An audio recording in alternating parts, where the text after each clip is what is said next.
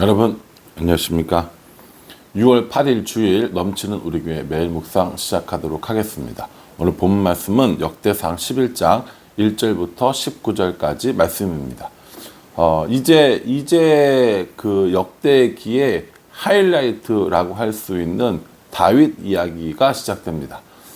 사실은 이 앞쪽에 있는 그 많은 족보들을 쭉 이야기했던 건 다윗을 이야기하고 싶어서였을 수도 있습니다.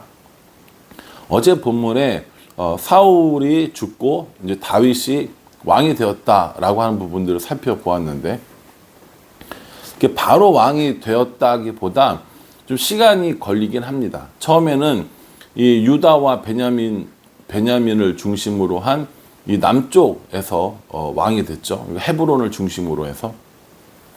그러다가 사울이 죽고 난 다음에 오늘 우리 본문에 보면은 1절에 온 이스라엘이 헤브론에 모여 다윗을 보고 이르되 우리는 왕에 가까운 혈족이니이다 라고 이야기하면서 바로 이렇게 이스라엘 전체를 다스린 것 같지만 실제로는 7년 반 정도의 시간이 지나게 됩니다.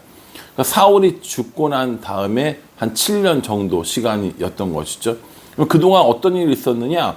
북쪽에서는 사울의 아들이었던 이스보셋, 그리고 사울의 군대 장관이었던 아브넬에 의해서 다스려지고 있었습니다. 실제적으로 이스보셋은 조금 힘이 없었고 아브넬은 굉장히 강력한 이 실권을 쥐고 있었고, 그 둘이서 좀 이렇게 많이 싸웠어요. 남쪽에서는 다윗이 있고, 그러다가 이제 7년 지난 시점에서 이스보셋과 그 아브넬이 다 정리되고 이제 그 이스라엘의 지도자들이 다윗에게 찾아온 장면, 그것이 오늘 이제 이야기가 되는 것이죠. 그래서 왕이 되어주세요라고 하면서 세 가지를 이야기합니다. 아까 1절에서 뭐라고 그랬어요? 우리는 왕에 가까운 혈족입니다. 이렇게 얘기하죠. 우리 원래 한민족이었잖아요. 이렇게 얘기해요. 두 번째는 2절에 보면 전에 곧 사울이 왕 되었을 때에도 이스라엘을 거느리고 출입하게 한 자가 왕이시었고 왕의 하나님 여호와께서도 왕에게 말씀하시기를 내가 내 백성 이스라엘의 목자가 되며 내 백성 이스라엘 주권자가 되리라 하셨나이다 하니라. 이렇게 얘기합니다. 첫 번째는 원래 우리 한민족이잖아요. 원래 우리 한 지파 그 이스라엘 전체 공동체잖아요 라고 하면서 가까운 혈족이라고 했고, 두 번째는 원래 이스라엘에서 우리를 다스리고 우리를 위해서 전쟁했던 사람 아닙니까? 라고 얘기해요. 그렇죠. 사울의 사위이기도 했고 또 사울의 명령을 따라서 전쟁을 수행하기도 했으니까 어차피 뭐 이스라엘의 뭐 장군이었던 것이고요. 또 세 번째는 뭐라고 했냐면 하나님께서 다윗 당신을 이스라엘의 목자요 주권자로 세운다고 말씀하시지 않았습니까? 라고 이야기를 해요. 그러니까 어떻게 합니까? 그래서 우리의 왕이 되어주세요 라고 얘기하는 거죠. 이 생각을 바로 한 게 아니라 7년 정도 있다가 자기들이 모시고 있던 왕들 그리고 군 장관이 다 어렵게 되자 이제 와서 이야기를 하는 겁니다. 우리 왕이 되어주세요 라고 얘기하는 거죠. 사실은 이건 굉장히 고도의 정치적인 행위인 겁니다. 이렇게 사느니 차라리 그냥 다윗에게 왕이 되어달라고 하는 게 낫겠어 라고 생각한 거죠. 그런데 우리가 볼 때는 고도의 정치적인 행위이지만 성경은 뭐라고 이야기하냐면 3절 마지막에 3절에 다 읽겠습니다.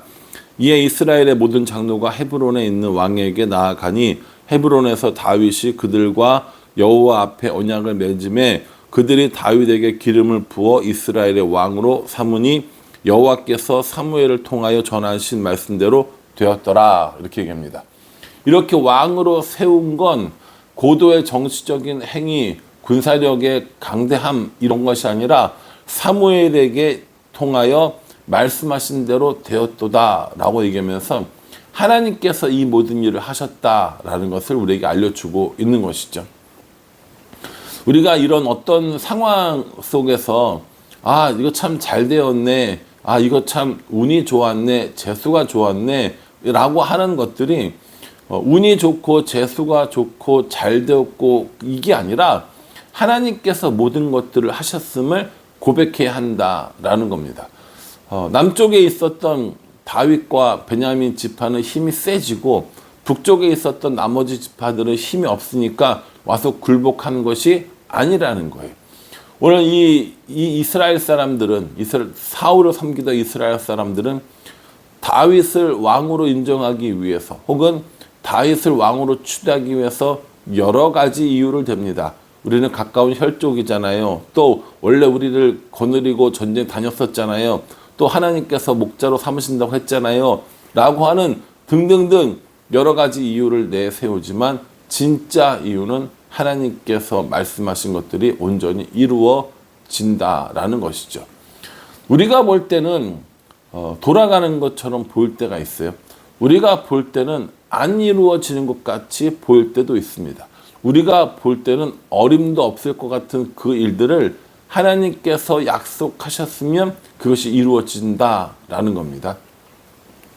하나님께서는 우리의 구원을 약속해 주셨고 우리의 최후의 승리를 약속해 주셨습니다. 지금 봐서는 이루어질 것 같지도 않고 지금 봐서는 어림도 없을 것 같지만 하나님께서 신실하게 말씀하셨기 때문에 그것이 우리 삶 가운데 이루어질 거라는 것이죠. 그러니까 그런 차원에서 오늘 이 통일 왕국의 왕으로 추대된 다윗을 이해할 필요가 있다라는 겁니다. 다윗의 뛰어난 전투력, 다윗의 뛰어난 정치력이 아니라 하나님께서 다윗을 통하여 하나님의 뜻하신 바를 이루고 계시다라는 것이죠. 이제 온 이스라엘의 왕으로 추대된 다윗은 어디에 이제 그 자신의 도읍지를 성읍을 정하려고 하냐면 예루살렘으로 정하려고 합니다. 이 예루살렘이라는 곳의 이름은 원래 이름은 여부스였고요. 여부스 사람들이 모여 사는 곳이었습니다.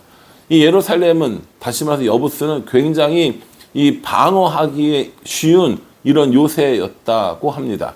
그 여부스 사람들이 살고 있는 그 예루살렘 지역은 이스라엘의 12지파가 땅을 나눌 때 베냐민 지파였는데 베냐민 지파가 그 성을 다 빼앗지 못했습니다.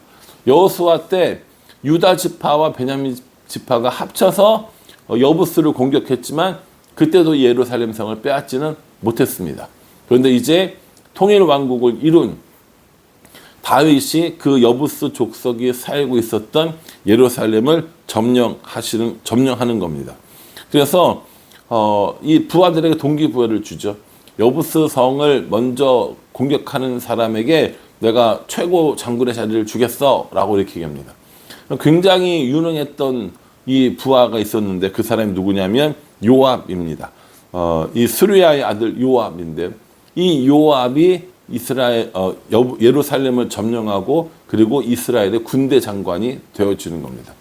앞으로 이 요압의 이름은 굉장히 자주 나올 거기 때문에 요압의 이름을 기억해 두시는 것이 좋을 것 같습니다. 이제 온 이스라엘의 왕이 되었어요. 또 이 예루살렘 성도 정복하였어요.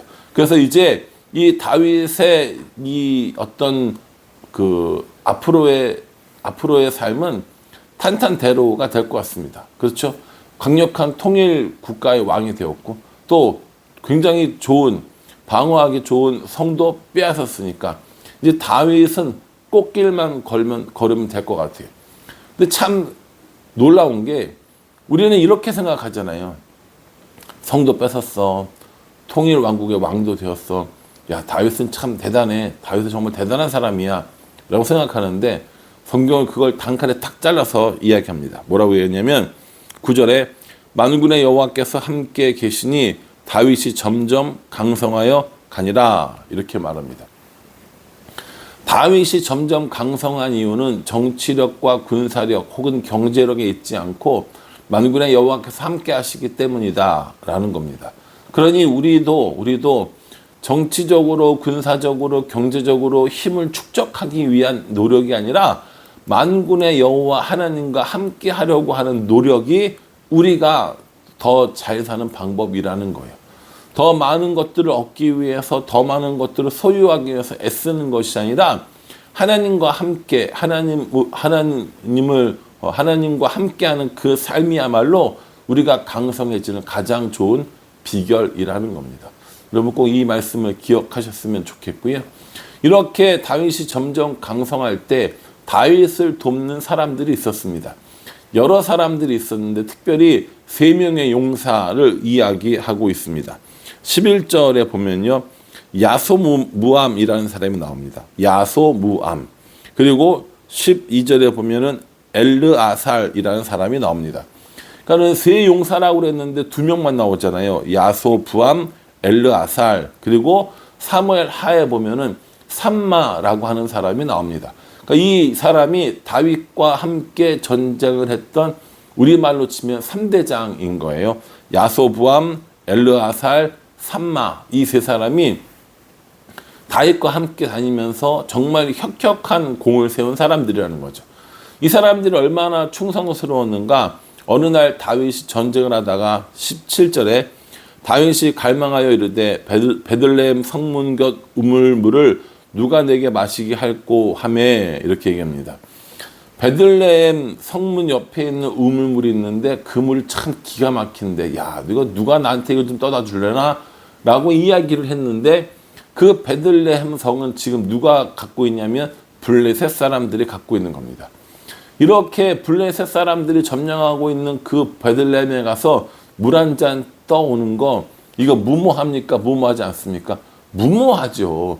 그냥 옆에 있는 물 먹으면 되잖아요. 뭘 굳이 그걸 먹으려고 합니까?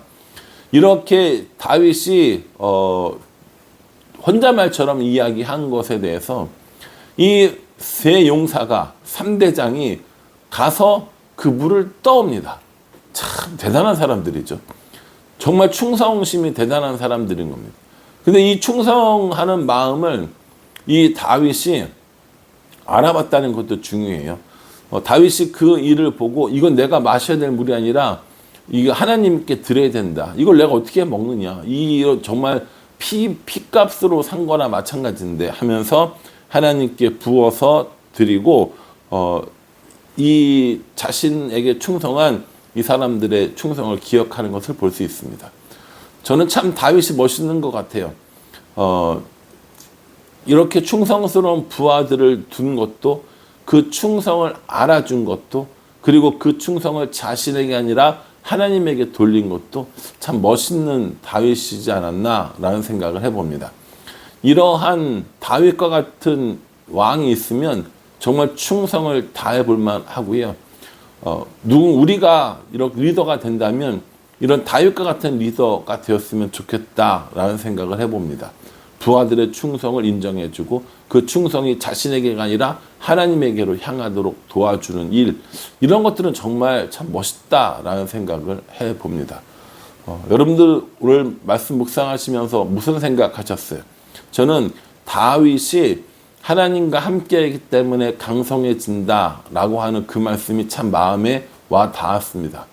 무엇인가를 열심히 해서 무엇인가를 계획을 해서 무엇인가를 만들어내서 그래서 잘 되는 것이 아니라 하나님과 함께 하고 하나님이 함께 하셔야 강성해진다라는 것이죠.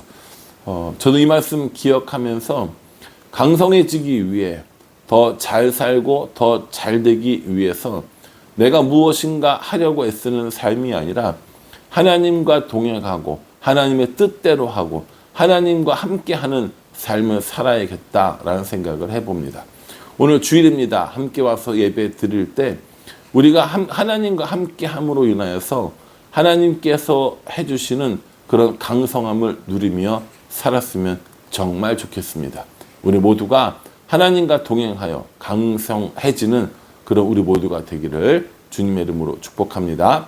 기도하겠습니다. 하나님, 오늘 다윗이 이스라엘의 왕이 되고 또 예루살렘 성을 점령하고 주위에 충성스러운 부하들도 있었고 이 모든 것이 다윗의 힘, 다윗의 능력, 다윗의 경험이 아니라 하나님께서 함께 하셨음을 오늘 말씀해 주고 있습니다. 만군의 여호와께서 함께 계시니 다윗이 점점 강성해져 가듯이 만군의 여호와가 함께 계시니 우리도 점점 강성해지는 은혜를 누리게 하여 주시옵소서. 모자라고 부족하고 하나님을 의지하기보다 자신들을 의지할 때가 많은 우리들이지만 하나님 앞에 기쁨으로 감사함으로 하나님과 동행하며 살아갈 수 있도록 인도하여 주시옵소서. 예수님의 이름으로 기도합니다. 아멘. 이 말씀 기억하시면서요, 우리도 하나님과 동행함으로 말미암아 하나님이 주시는 강성함을 누리며 살아가기를 간절한 마음으로 기도하겠습니다. 감사합니다.